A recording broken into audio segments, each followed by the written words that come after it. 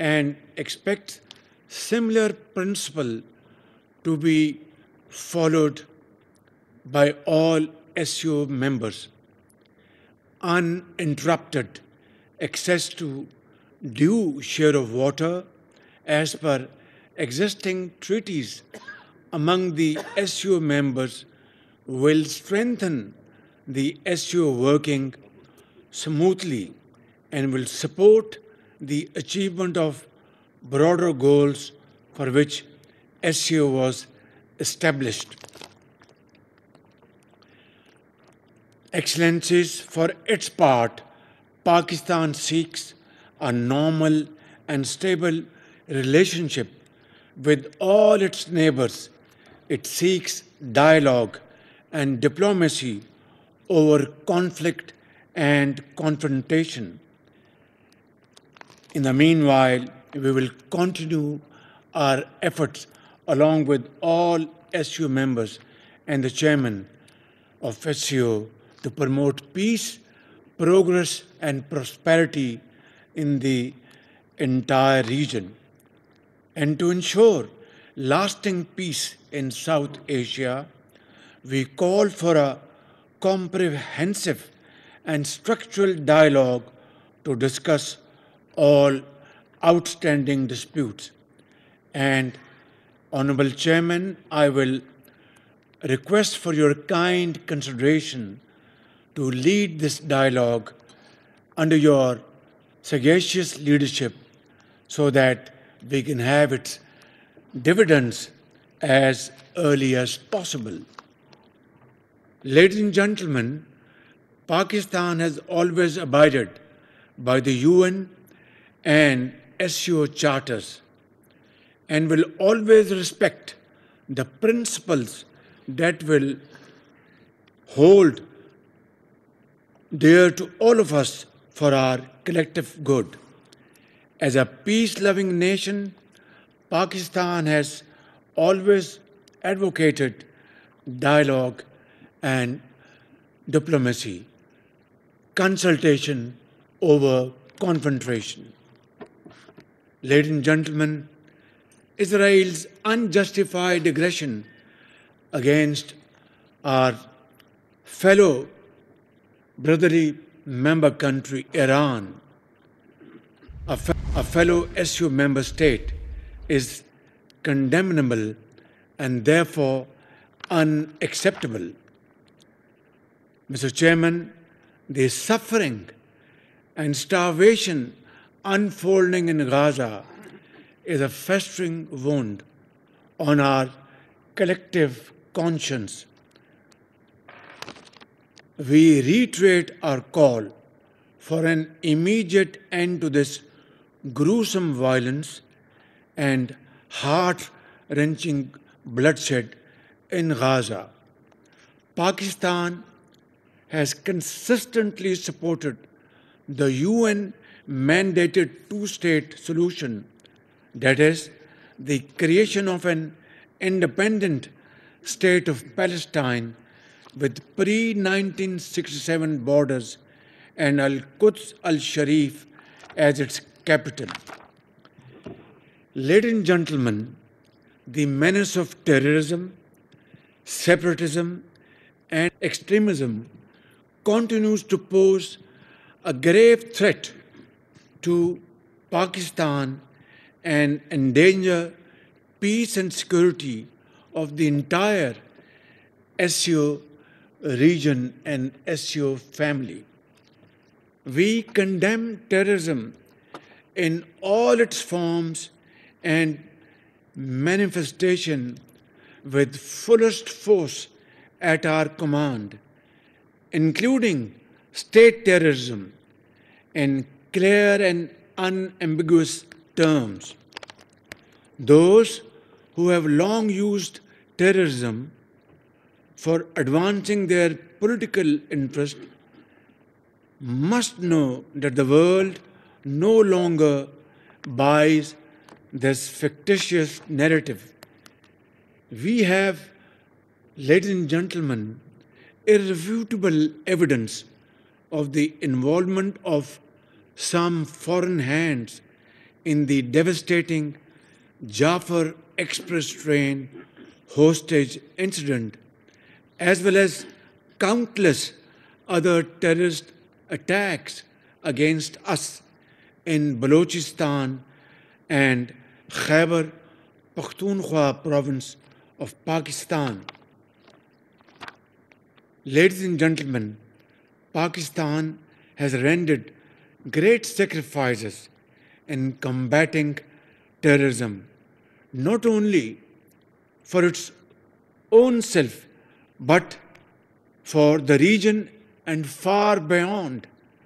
And in the process, we have lost over 90,000 valuable lives, mothers, children, engineers, doctors, scientists, ordinary citizens, shopkeepers, our officers and sepoys of our armed forces, and endured economic losses over $152 billion, a sacrifice which has no parallel in the annals of history. And there cannot be a bigger manifestation of our unwavering commitment to defeat terrorism with the cooperation of all SCO members and the global powers around the globe. Ladies and gentlemen, Pakistan has always believed that a peaceful and stable Afghanistan, a brotherly country, is not only in our own interest, but that of the entire region.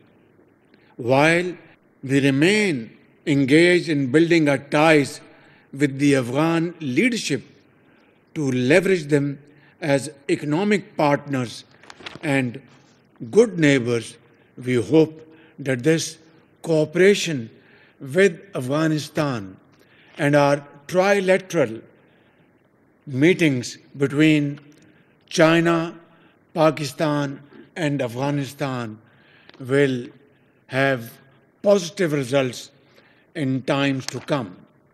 Honorable Chairman, as SCO leaders, we have reaffirmed year after year the significance of enhanced regional connectivity. This requires efficient land, air, and rail transport corridors to ensure reliability of supply chains.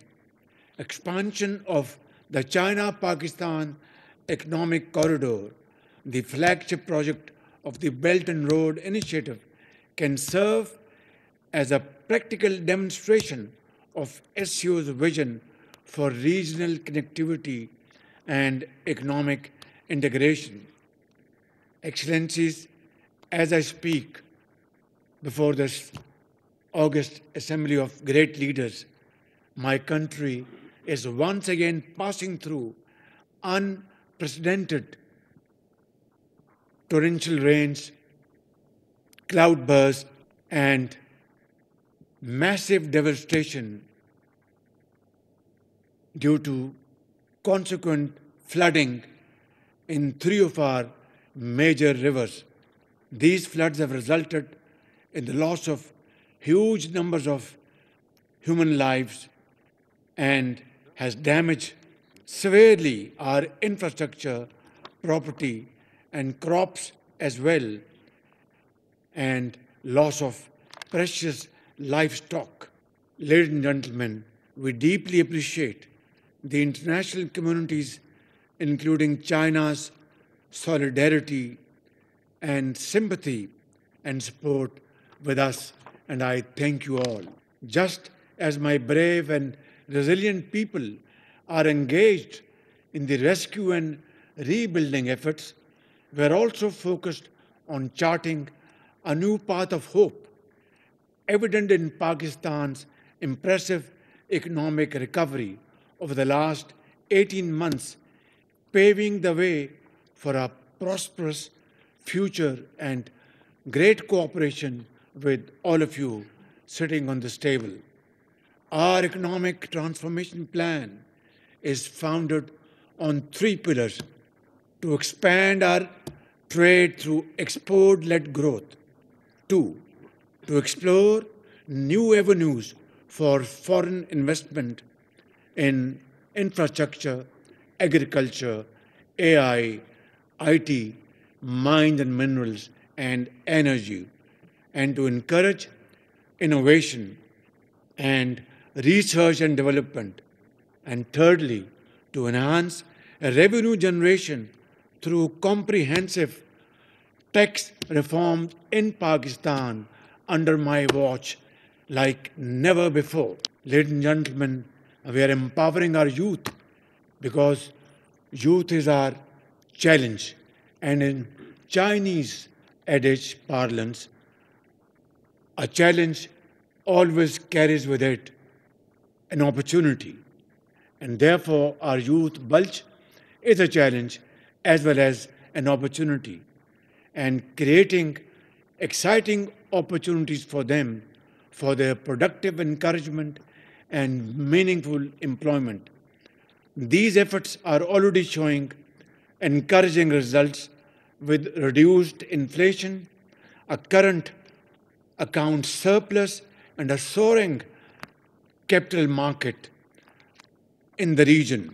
Excellencies, to conclude, I reiterate Pakistan's solemn and unwavering commitment to the SCO Charter and reaffirm our steadfast resolve to uphold the noble values of the Shanghai spirit. In conclusion, our journey ahead may be long, arduous, and at times it will be bumpy and uncertain, with scorching days and chill winds that would test our resolve, our patience, our commitment. But the destination we seek makes it all worthwhile, a future of shared peace, stability, and prosperity for 3.5 billion citizens of our SCO family members. Together, let us stay the course. I thank you all. 3.5 وزیر اعظم شہباز شریف Shanghai تعاون تنظیم کے اجلاس سے خطاب کر رہے تھے. کہنا یہ تھا کہ دہشت گردی، علیحدگی پسندی اور انتہا پسندی پورے خطے کے لیے خطرہ ہے. دنیا اب بعض ممالک کے دہشت گردی کے بیانیے پر یقین نہیں کرتی. کچھ ممالک نے دہشت گردی کو سیاسی مقاصد کے لیے استعمال کیا. پاکستان افغانستان میں امن اور استحکام چاہتا ہے. جعفر ایکسپریس پر حملے میں بیرونی ہاتھ ملوث ہونے کے شواہد موجود ہیں. دہشت گردی کی ہر شکل میں مذمت کرتے ہیں. پاکستان غزہ میں 2 ریاستی حل کا حامی ہے. غزہ کے حالات دنیا کا ضمیر جھنجھوڑنے کے لیے کافی ہیں. پاکستان اپنے ہمسایوں کے ساتھ کشیدگی کے بجائے ڈائیلاگ چاہتا ہے. خطے میں پائیدار امن کے لیے جامع بات چیت کی ضرورت ہے. پاکستان پورے خطے میں امن و استحکام دیکھنا چاہتا ہے. پاکستان تمام پڑوسی ممالک سے اچھے تعلقات کا خواہش مند ہے.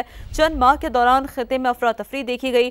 تیانجن میں موجودگی میرے لیے باعث فخر ہے. انہوں نے اپنے ایڈریس کا اور خطاب کا جو ابتدا تھا وہ یہی کہہ کے کیا کہ تیانجن میں موجودگی میرے لیے باعث فخر ہے. چند ماہ کے دوران خطے میں افراتفری دیکھی گئی. پاکستان تمام پڑوسی ممالک سے اچھے تعلقات کا خواہش مند ہے. پاکستان پورے خطے میں امن و استحکام دیکھنا چاہتا ہے. خطے میں پائیدار امن کے لیے جامع بات چیت کی ضرورت ہے.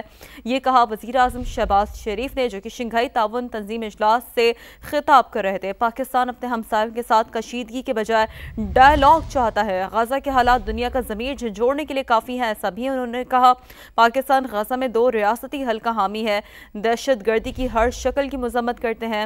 جعفر ایکسپریس پر حملے میں بیرونی ہاتھ ملوث ہونے کے شواہد موجود ہیں. پاکستان افغانستان میں امن اور استحکام چاہتا ہے. کچھ ممالک نے دہشت گردی کو سیاسی مقاصد کے لیے استعمال کیا، ایسا انہوں نے کہا. دنیا بعض ممالک کے دہشت گردی کے بیانیے پر یقین نہیں کرتی. وزیر اعظم شہباز شریف نے اپنے شنگھائی تعاون تنظیم کے اس اہم اجلاس میں ایسا کہا.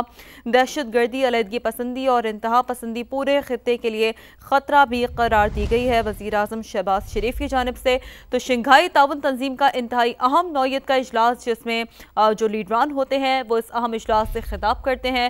وزیر اعظم شہباز شریف نے بھی اس موقع پر خطاب کیا، جو پاکستان کا نقطہ نظر ہے وہ پیش کیا، وہ سامنے رکھا، اور انہوں نے پاکستان کے نقطہ نظر میں فلسطین کو یاد رکھا، ساتھ ساتھ غزہ کو یاد رکھا۔ پاکستان غزہ میں 2 ریاستی حل کا حامی ہے، یہ بھی انہوں نے کہا۔ بات کریں گے، تجزیہ کار ڈاکٹر ماریہ سلطان صاحبہ میں جوائن کر چکی ہیں۔ ماریہ صاحبہ، کافی ڈیفائننگ جو اجلاس سے خطاب ہوتا ہے وہ کنسیڈر کیا جاتا ہے، بالخصوص جب ہم بات کرتے ہیں شنگھائی تعاون تنظیم جیسے اجلاس کے دوران جو خطاب ہے، بہت سارے اہم نکات ہیں جو وزیر اعظم نے ٹچ کیے، جس میں غزہ کا معاملہ، دہشت گردی کے معاملے پہ بھی انہوں نے بات کی ہے، اور خاص طور پہ جو کلائمیٹ چینج کے اثرات اس وقت پاکستان دیکھ رہا ہے اس پر بھی انہوں نے بات کی ہے۔ کیسے انالائز کریں گی ماریہ صاحبہ؟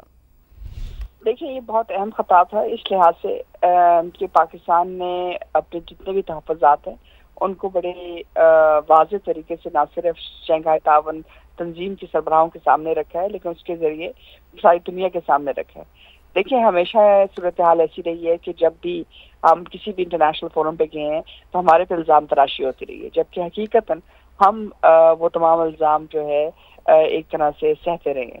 تو یہ اہم اجلاس تھا، اور اجلاس کے ساتھ ساتھ سب سے بڑی بات یہ ہے کہ یہ ایک بڑی واضح الفاظ میں جو ہے وزیر اعظم پاکستان نے یہ بات اور پاکستان کے جو تحفظات ہیں اس سے ساری دنیا کو آگاہ کیا ہے۔